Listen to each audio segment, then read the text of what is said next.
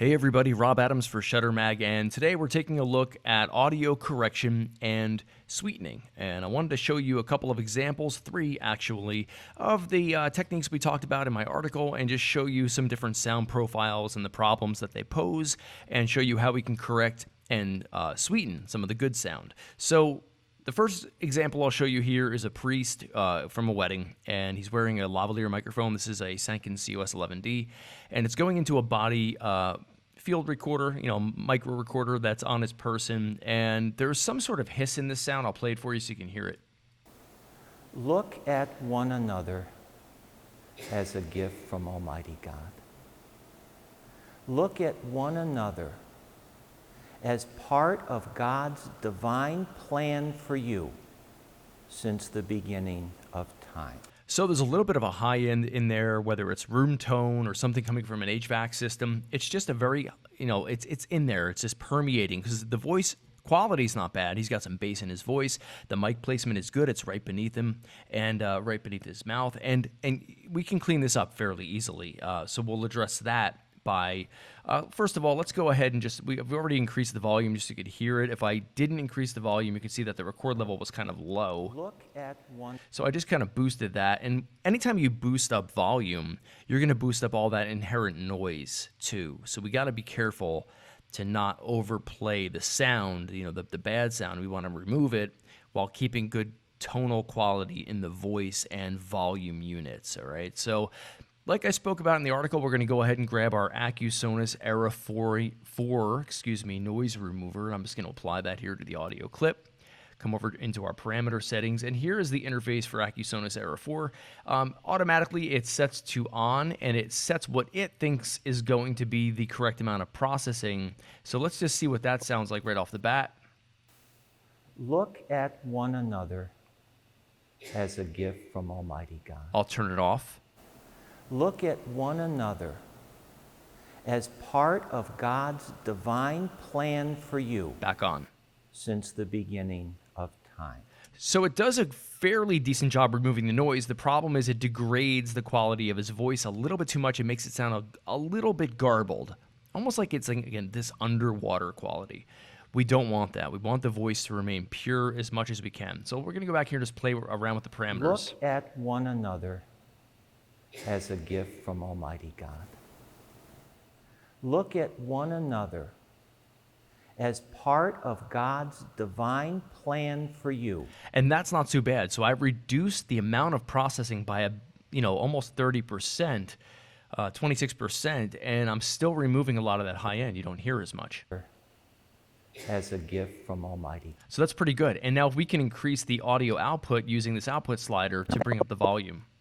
Look at one another as a gift from Almighty God. Now you have somebody coughing in the background. There's really nothing we can do about that. That's just part of recording audio in an uncontrolled environment. But we have managed to reduce the amount of hiss in his voice, and that goes a long way when this audio is mixed with music to making it sound much, much cleaner. And we could even clean it up a little bit more by adding a little bit of an equalizer here and pulling out some of that top end sound. Look at one another as a gift from Almighty God. So that sounds pretty good to me. We've maintained the bass in his voice. The mid-tone is pretty good. Look at one another as a gift from Almighty God. Look at one another as part of God's divine plan for you. So that's the sweetening process. So we've done the removal and then we sweetened. Notice I did add a little bit here to the mid-range, and I was really touting in the article, stay away from adding sounds and focus more on removing sounds.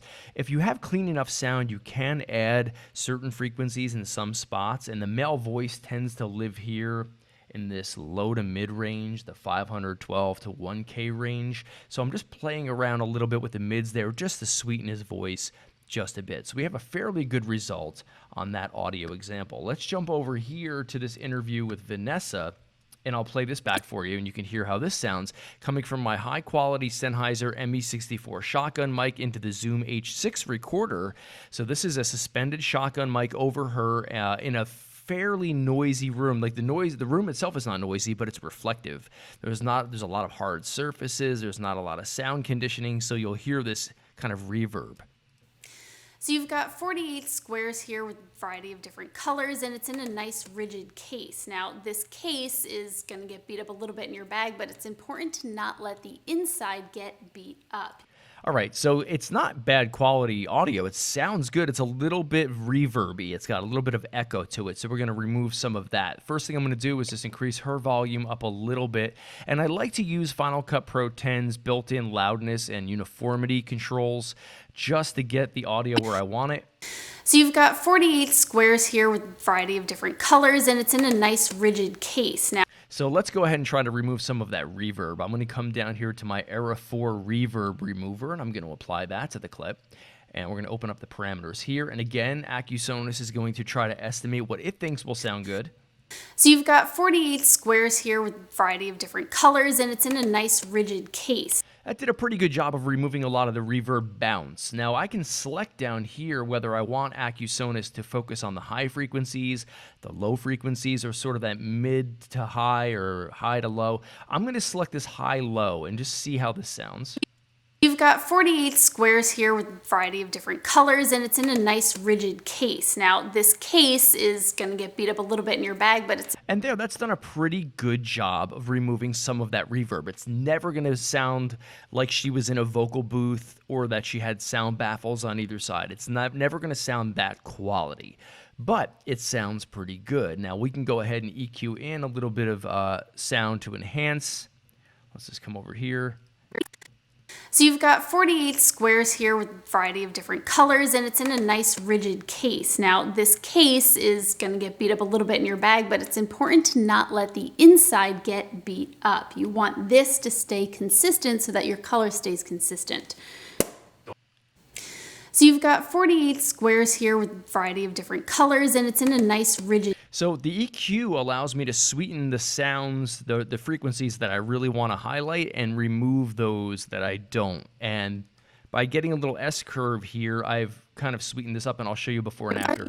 You've got 48 squares here That's with a without. variety of different colors, and it's in a nice rigid case. Now, this case is going to get beat up a little bit in your bag, but it's important to not let the inside get beat up.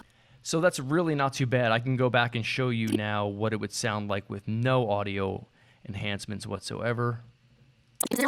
Squares here with a variety of different colors, and it's in a nice rigid case. Now, this case is... And that's with. It's important to not let the inside get beat up. So that sounds pretty good. So for being in a very bouncy room where there's a lot of, sound is sort of bouncing off the walls and the floor and the ceiling, there's a very low ceiling in this room. I think that sounds pretty good, and we've done a good job of sweetening it up and taking out some of that bounce. Now let's move over here to the wedding toast. And this, you'll see, sounds really good. They say that if you meet somebody and your heart pounds, your hands shake, or your knees go weak, that's not the one for you.